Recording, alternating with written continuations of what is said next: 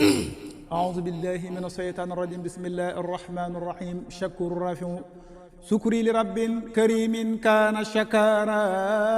وارتجي منه في الدارين أبكارا سكري لرب كريم كان شكارا وارتجي منه في الدارين أبكارا كتبت شكرا له ما قد رجوت به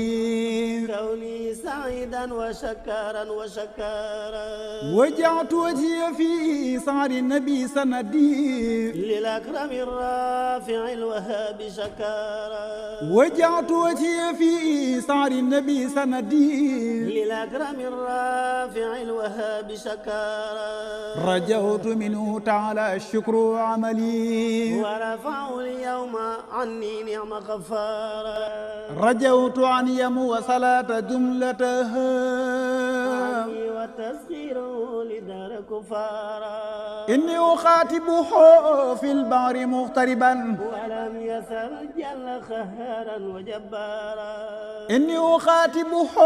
في البحر مغتربا ولم يزل جل خهارا وجبارا فجعتني ربي بالآلاء هب لي أن أعود للبر رضلي كل من بارا على النبي صل بتسليم بالكرماء وارفع وزدني بعد الرفع أبكارا